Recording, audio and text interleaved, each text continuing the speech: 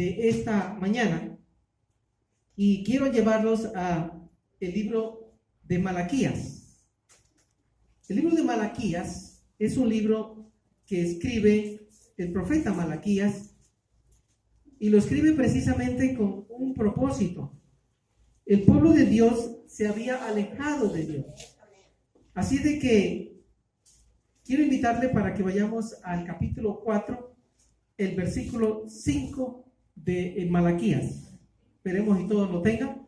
Malaquías es un libro que está justo antes del Nuevo Testamento, Mateo.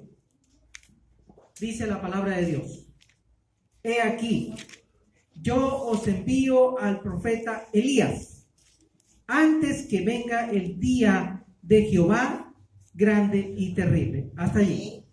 Miren, quiero hacerles algunas preguntas con respecto a este pasaje.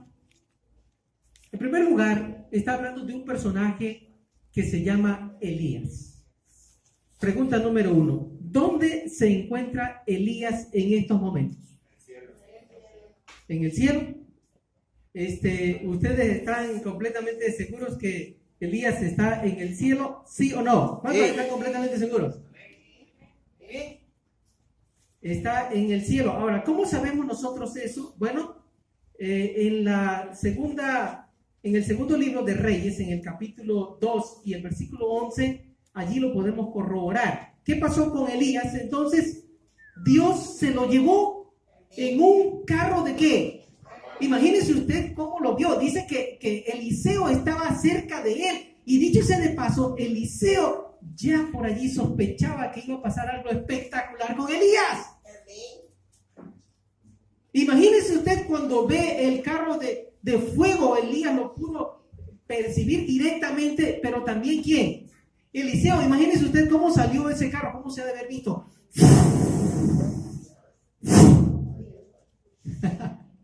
Al cielo, ¿sí o no? Sí, al cielo. Ahora mire, si ya sabemos que Elías está en el cielo, ahora dice la escritura: antes que venga el día grande y terrible de Jehová, Dios hará que también venga Elías literalmente. ¿Sí o no? ¿No? Ahora, si Elías está en el cielo, Dios puede traerlo a Elías a la tierra, ¿sí o no? Y dicho sea de paso, ¿lo trajo, sí o no? Ya lo trajo. Sí. Bueno, lo trajo en la transfiguración. En la transfiguración. Pero literalmente era Elías con Moisés, que se presentaron para darle ánimo a nuestro Señor Jesucristo por lo que estaba por acontecerle. ¿Y qué estaba por acontecerle? Su muerte. Exacto, tenía que enfrentar, fíjese, la muerte, pero no cualquier muerte. Era una muerte terrible. Ellos vinieron a darle ánimo para que siguiera adelante en la misión que el Padre le había dado. Es decir, que así como Elías y Moisés atravesaron por una situación difícil en su vida y triunfaron, también vinieron también para que nuestro Señor Jesucristo triunfara también sobre lo que le esperaba. Ahora, tengo una siguiente pregunta. Los judíos creen que antes que venga el día grande y terrible de Jehová, va a aparecer Elías literalmente. Ahora, la pregunta es: ¿el día grande y terrible de Jehová a qué se refiere?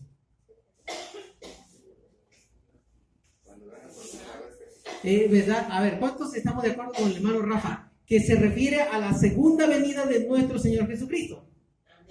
Muy bien, yo también estoy de acuerdo. Ahora, fíjense lo que voy a preguntar ahora. Si ya entendemos que Elías está en el cielo, que la segunda venida de nuestro Señor Jesucristo está próxima, y que antes de que venga nuestro Señor Jesucristo debe aparecer Elías, porque así lo dice también Malaquías, ¿será que en realidad va a ser literal la venida del profeta Elías? Ustedes dijeron que no. Entonces, ¿cómo entender este pasaje?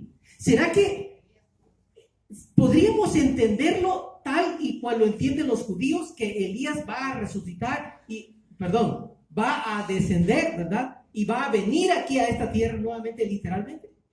Es el espíritu de Elías, el que tendremos el mismo espíritu santo.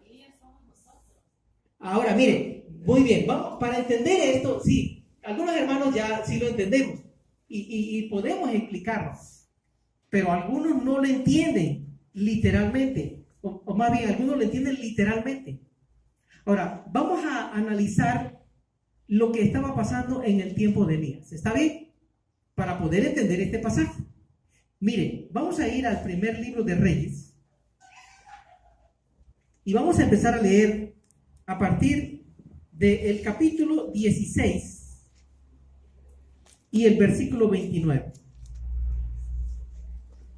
Primer libro de Reyes, el capítulo 16 y el versículo 29.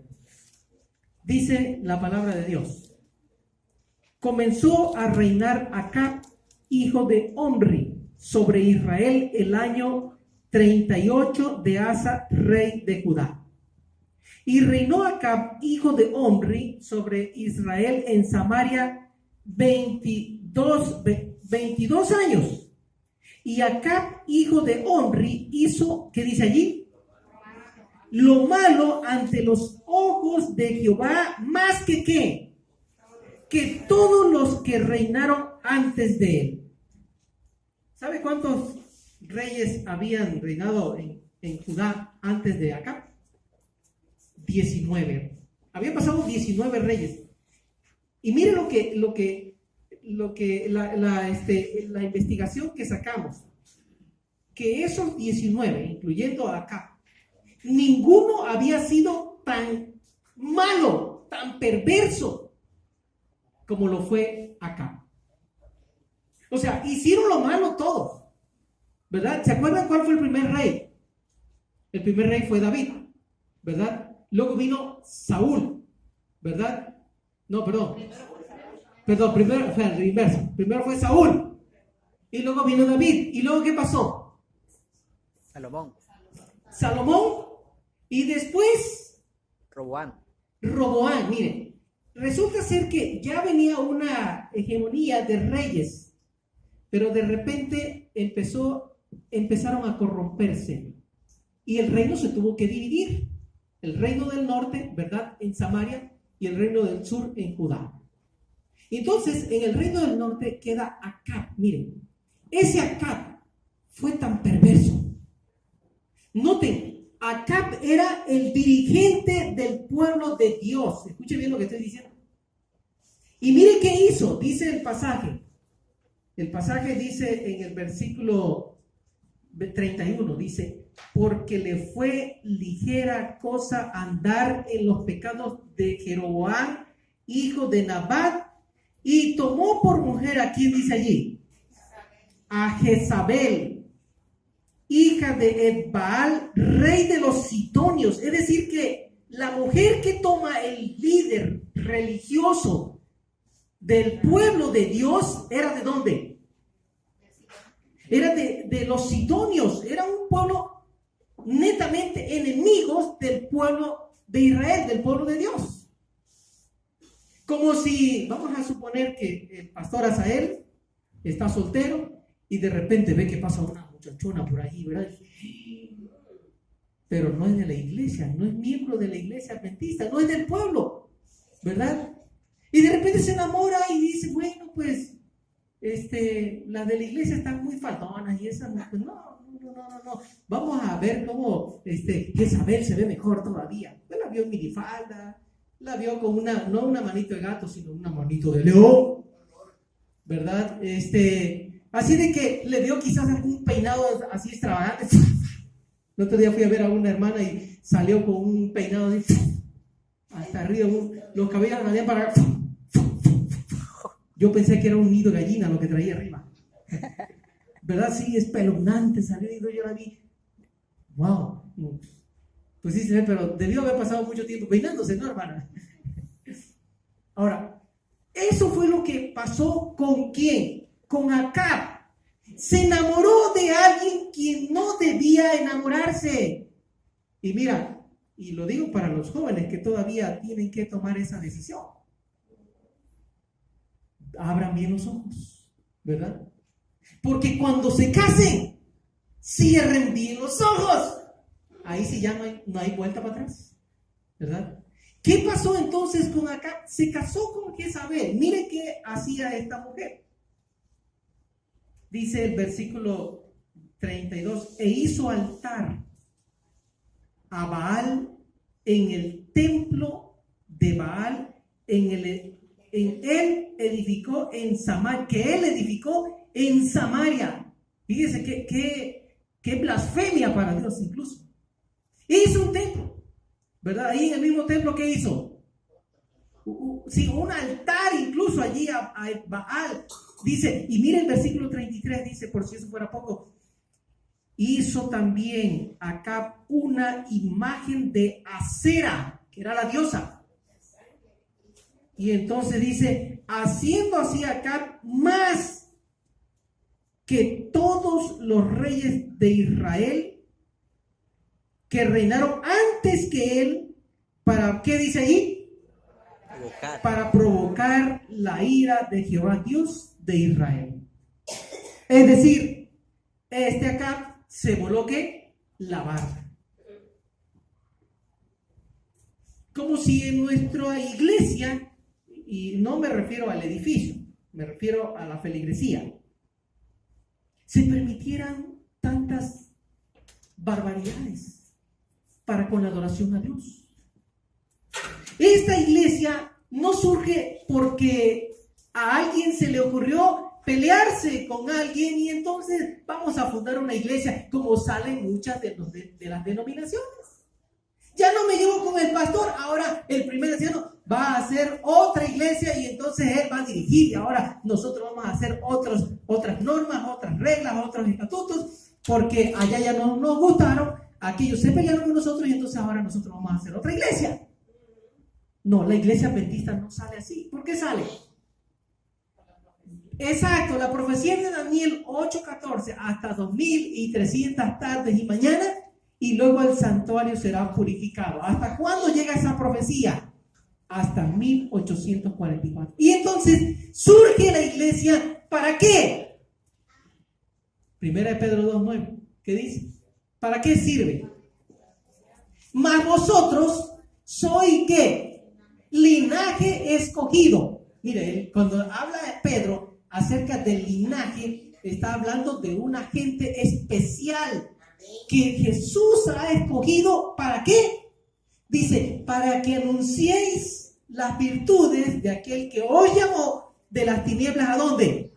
A su luz admirable. Es decir, que hay muchos que están predicando cosas que no aparecen en la palabra de Dios y entonces Dios está levantando a ese pueblo para que anuncie la verdad. Es decir, para que todo lo que se ha predicado, mire, erróneamente, desde que se fundó el cristianismo, empezaron a pervertir las doctrinas, según Apocalipsis capítulo 6, de eso vamos a hablar en un tema.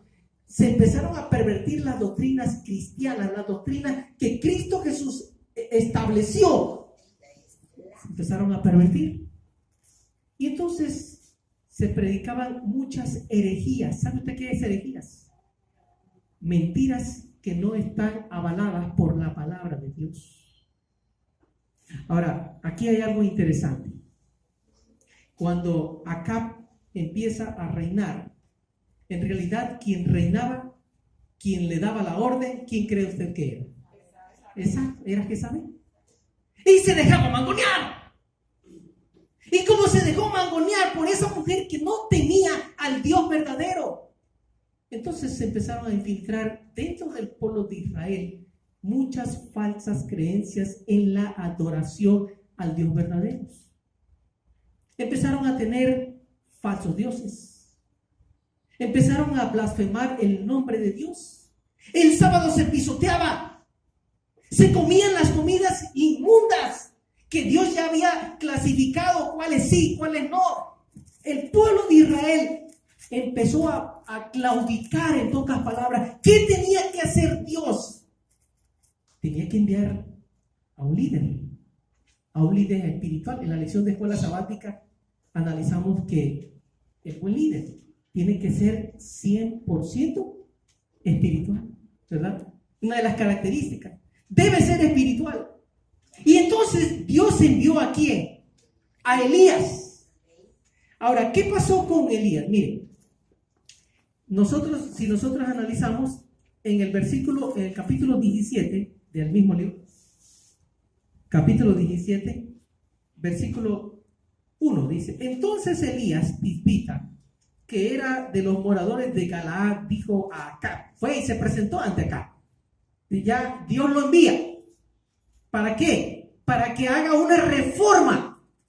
Y entonces le dice: vive Jehová Dios de Israel, en cuya presencia estoy, que no habrá lluvia ni rocío en estos años, sino por mi palabra. Y vino a él palabra de Jehová diciendo: apártate de aquí y vuélvete al oriente y escóndete en el arroyo de Kerit, que está frente al Jordán. Beberás del arroyo, y yo he mandado a los cuervos que te den allí. ¿Para qué? Para comer. Y entonces dice: y él fue e hizo conforme a la palabra de Jehová, pues se fue y vivió junto al arroyo de Kerit, que está frente al Jordán. Ahora miren, al no llover, pues desde luego le echaron la culpa ¿a quién? A Elías. Y a Elías lo empezaron a buscar. ¿Por qué lo empezaron a buscar? Bueno, porque la gente creyó que ese mal que había sobrevenido sobre el pueblo había sido por consecuencia de ¿quién? De Elías, pero en realidad había sido por consecuencia de ¿quién? Pueblo. Exacto, del mismo pueblo. Entonces, ¿qué tenía que pasar en ese pueblo? Tenía que haber una reforma. Dios envió a Elías precisamente para que su pueblo se arrepintiera de muchas cosas malas que estaba haciendo el pueblo de Israel. Ahora yo pregunto hoy en día, ¿será que nuestro pueblo hoy, la iglesia adventista, necesita una reforma? ¿Sí o no? Sí. No puedo yo ser ese Elías que yo estoy esperando, es decir, ese Elías que marca la profecía de Malaquías. No puedo yo representarlo si en mi vida no hay una verdadera reforma. Tiene que haber una reforma en mi vida. Tal vez mirar menos televisión. A veces mi hijo me reclama, me dice: papá, ¿por qué no pones cable? ¿Para qué quieres que yo ponga cable? Es más, ahorita está un poquito medio molesto conmigo porque ya no puse ni internet. Papá, tiene que conseguir el internet. Tranquilo. No digo que no sea, más bien, el internet es un mal necesario, ¿sí o no? Es un mal necesario, ¿verdad? ¿Por qué digo que mal necesario? Bueno, porque puede dañarme si yo hago mal uso del internet. Puede dañarme, puede dañar mi espiritualidad. Puedo hacer creer que por escuchar un sermón en internet estoy supliendo venir aquí a la iglesia. No, eso nunca lo va a suplir. O sea, no hay nada como venir a la iglesia. Puedo pensar que el escuchar un devocional por internet puede suplir el abrir la palabra de Dios. Mira. Tiene que haber una reforma entonces en nuestra vida, en la manera como nosotros nos comportamos hoy en la actualidad. La respuesta es sí. Es más, tiene que haber una reforma también en nuestra manera de comunicarnos con Dios a través de la oración. Mire, yo fui a Cosamaloapan. Ustedes supieron que estuve en Cosamaloapan por un problemas de interpretación de las escrituras y de disidencia, ¿verdad? Y la administración tuvo a bien enviarme a Cosamaloapan, y en las visitas, mire, mientras estaba yo visitando, me encontré a un hermano muy humilde, un humilde siervo de Dios. Cuando usted ve a un humilde siervo de Dios, usted lo puede detectar hasta en la manera como ellos hablan, como ellos se comunican, ¿sí o no? Y él me recibió, mire, cuando me vio, me abrazó y me dijo, usted es el pastor, yo le estaba esperando, tenemos un problema en nuestra iglesia, pastor. Él traía un short. Se levantó así, las rodillas. Dios me dijo que usted iba a venir hoy. Yo me quedé así y le dije, bueno, ¿y cómo le dijo? Y entonces él me mostró y me dijo, ¿ve usted mis rodillas, pastor? Tenían callos. Sus rodillas con callos. Yo le pregunté, sí, exacto, hermano Gonzalo. O sea, de tanto orar. El hermano, escuche bien lo que voy a decir, 5 años en la iglesia. Y yo dije, yo entre mí, Señor, toda mi vida yo he estado en la iglesia y no tengo callos. Tiene que haber una reforma entonces en mi vida. Esta mañana yo me levanté y mi esposa estaba descansando, se acostó muy tarde. Y, bueno, no quiere decir que se acuesta muy tarde, ¿verdad? No voy a tratar, ¿no? Pero mientras ella descansaba, yo me arrodillé a orar. Marqué el tiempo, a ver cuánto, si puedo orar 1 hora, no lo pude. El reloj marcaba 28 minutos cuando me levanté. Y voy a ser honesto, ya me dolían las rodillas. Y no tengo callos. Imagínese usted, el pueblo de Dios que dice ser el Elías, que no tenga callos, que no tenga un pleno conocimiento de la palabra de Dios. ¿Será que en realidad vamos a ser el Elías verdadero? ¿Será que incluso hasta dentro de nuestra misma alimentación? O sea, hay cosas que nosotros necesitamos cambiar. Es decir, que en nuestra vida debe haber una reforma verdadera, ¿sí o no? Amén. Amén. Debe haber una reforma verdadera. ¿Qué pasó en el tiempo de Elías? Mire, Elías creyó que él era el único que era fiel. ¿Estaba en lo correcto Elías? No.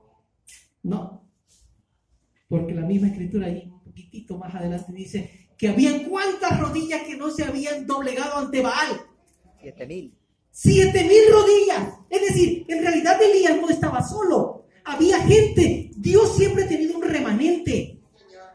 Un remanente fiel, un remanente que a pesar de que toda la corriente quizás vaya en contra, hay gente que siempre va a hacer y estará dispuesta a hacer la voluntad de Dios. Amén. Amén. Miren, con respecto a la reforma, yo me encontré con una declaración, con un pasaje que quiero compartir con ustedes. A mí me impacta esta declaración y quiero compartirla con ustedes. La hermana Juárez escribe un pasaje que se encuentra en un devocional, que el devocional se llama Conflicto y Valor, página 302, párrafo 2. Dice, con respecto a la reforma, miren, tan pronto como Zaqueo se rindió a la influencia del Espíritu Santo, abandonó toda práctica contraria a la integridad. ¿Qué quiere decir eso? Que dejó todo lo que lo apartaba de su integridad. Y sigue diciendo a la sierva del Señor, dice, ningún arrepentimiento que no obre una reforma es genuino. ¿Qué estamos buscando como iglesia? ¿Una reforma en nuestras vidas? ¿Sí o no? En lo que a mí respecta, yo necesito cambiar muchas cosas en mi vida. A veces me honesto y soy un poquito bravucón y algunos tenemos un temperamento así. Señor, permíteme que yo transforme mi vida. Ayúdame a contemplarte día con día más y más. Así como dijo la sierva del Señor, hace alusión a cuando Moisés bajó de estar de la presencia de Dios. ¿Qué pasaba con Moisés? El rostro resplandecía, ¿verdad? Haciendo referencia a ese incidente. Y mire, sigue diciendo la hermana, la justicia de Cristo no es un manto para cubrir pecados que no han sido confesados ni abandonados. ¿Creen ustedes que debemos de abandonar pecados que todavía están en nuestras vidas? La respuesta es sí. O sea, yo no podría ser ese Elías al que nosotros estaríamos esperando. El primer Elías fue el Elías literal del que estamos tomando el pasaje. El segundo Elías, ¿quién fue? Juan el Bautista. Juan el Bautista, así es, Juan el Bautista. Y entonces el tercer Elías, no es el Elías que va a venir nuevamente y entonces va a estar aquí en la tierra. No, no. Lo puede hacer Dios, claro, Dios tiene el poder para hacer eso. Ya lo hizo en el pasado y lo podría hacer también, pero no se refiere, como piensan los judíos, que va a ser Elías literal, que va a venir aquí a la tierra y dice, mire, ya apareció Elías por allá y nos vamos a andar todo melenudo, guarachudo, chacludo, ¿verdad? Ese Elías que se vestía con pelos digo, la vestimenta era de camello, ¿verdad? Piel de camello. No, no es así. Somos nosotros. Solo un amén, escuché. Amén, amén. ¿O será que es que el hermano Gonzalo lo dijo tan fuerte que no escuchan los demás? Somos nosotros. Amén. Pero no puedo yo decir que yo soy ese Elías si mi vida es un caos. Si en mí no hay la reforma que Dios quiere que haya en mi vida. Amén. Sigue diciendo, mire, el pasaje sigue hablando acerca de la reforma. Y algo interesante que dice en esta parte, mire, toda alma convertida querrá, como Zaqueo, señalar la entrada de Cristo en su corazón mediante el abandono de las prácticas injustas que caracterizaban su vida. Amén. ¿Qué hizo Zaqueo? A ver, díganme ustedes qué hizo Zaqueo en su vida. Cuando Jesús llegó a su vida, cambió por completo. ¿Zaqueo era un ratero, sí o no? Sí, sí era un ratero. Se decía ser del pueblo de Dios incluso, pero cuando Jesús tocó a su vida, mire, lo vio, ahí dice la Biblia que era chaparrito, ¿no? Bueno, la Biblia dice que era chaparrito, que era bajito de estatura, así decimos los mexicanos, ¿verdad? ¿Y qué pasó con Jesús cuando lo vio? Lo vio y le dijo, Zaqueo, bájate de ahí. Ahora yo te pregunto, ¿Jesús anduvo preguntando cómo se llamaba el chaparrito que estaba allá arriba? No, porque Jesús no conoce. Zaqueo, bájate de allí, porque es necesario que hoy, ¿qué? Yo pose en tu casa, hoy yo tengo que estar contigo. Tu vida tiene que ser cambiada. Y la vida de Zaqueo fue transformada en ese acto.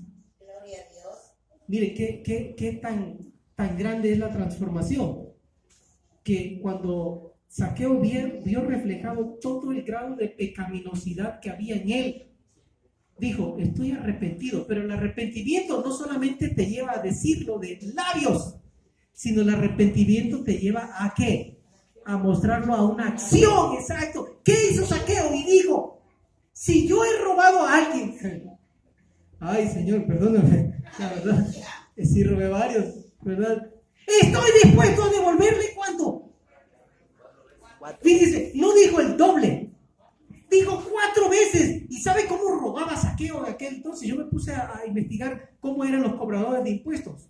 ¿Sabe cómo eran? Mire, Zaqueo le trabajaba a Roma.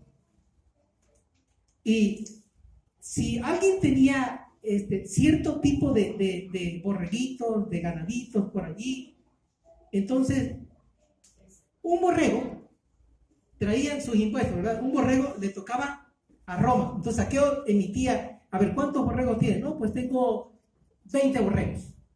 O tienes 20 borregos. Ok, entonces al año te toca traerte, bueno, ahorita tienes que declarar, entonces tienes que traer un borrego para Roma y también un borrego para mí. Y dice, ¿qué tanto era millonario el tipo? Imagínense, un borrego para el sistema y un borrego para él. Había robado. Entonces el que venía y le daba, oye, pero si es que el impuesto dice que solamente tengo que darle un borrego a Roma, ¿por qué te tengo que dar uno? Te tocan 2 borregos. Y si no quieres, te toca cárcel. Así era. Así era. ¿Y que usted cree que el pueblo judío quería al pobre Zaqueo? No lo querían, lo odiaban. Pero cuando vio Zaqueo que en realidad Cristo Jesús había transformado su vida, mire, lo mostró en ese acto. Y no le dijo, te voy a dar 2. No le dijo, te voy a devolver 1. te voy a devolver 4. Así de que se había robado a alguien 2 borregos, ¿cuánto tenía que devolver? 8. 8 borregos, exacto. ¿Tenía los borregos saqueos? Sí, tenía muchísimo. La verdadera reforma, la verdadera transformación se ve cuando yo mismo decido cambiar mi manera de vivir y de actuar. Y saben, mi hermano, yo no puedo decir, incluso como pastor, que yo soy el Israel, o que represento el Israel, si en mi vida no hay una reforma verdadera. Y esta mañana yo quiero poner mi vida en las manos de Dios. Sé que necesito muchos cambios en mi vida. Si yo quiero ser el verdadero Israel que Dios ha prometido antes de que venga la segunda venida de nuestro Señor Jesucristo, yo quiero ser parte de ese tercer Elías. Y esta mañana yo quiero orar por aquellos que también quieren ser parte de ese tercer Elías. Amén. Quisiera Amén. colocarte en pie. Yo quiero orar por ti, mi querido hermano, hermana, que me escucha esta mañana. Sé que tengo que hacer muchos cambios. Sé que hay muchas cosas que tengo que cambiar en mi manera de pensar, de sentir, de actuar. Que tengo que ver más por el prójimo que por mí mismo. Que tengo que ser un verdadero siervo de Dios que verdaderamente represente a Cristo Jesús. Amén. Que las personas cuando nos vean puedan percibir que verdaderamente nuestras vidas han sido transformadas por una reforma verdadera en Cristo Jesús. Vamos a orar. Padre, gracias te damos, Señor. Nuestras vidas necesitan una reforma. No podríamos ser ese Israel al cual tú nos has llamado para ser parte de ese pueblo escogido si no hay una reforma en nuestras vidas. Ayúdanos, Señor, a cambiar nuestra relación contigo. Que podamos pasar tiempo de rodillas buscándote por medio de la oración. Que multipliquemos, Señor, nuestra comunión contigo. Que podamos multiplicar incluso el estudio que dediquemos para conocerte más. Tú has dicho, y conoceréis la verdad, y la verdad os hará libres. Señor, libértanos, por favor, del pecado, de la esclavitud del pecado, y haznos hombres y mujeres que seamos fieles a tu servicio y a tu llamado. Amén. Cuando tú vengas, Señor, podamos ser ese Elías que tú has prometido para poder dar las buenas nuevas que tú vienes pronto. En tu mano colocamos a la iglesia de Acosta Lagunes. En tu mano colocamos a cada hermano, a cada miembro que nos visita de las diferentes partes, Señor. Sé con ellos. Y si alguno tuviera algún problema, alguna dificultad, Señor, oramos para que el poder divino, sanador, sustentador, pueda solucionar cada uno de los problemas y las necesidades de los hermanos. Amén. Te lo ruego y lo suplico en el bendito nombre de tu Hijo amado, Cristo Jesús. Amén. Amén.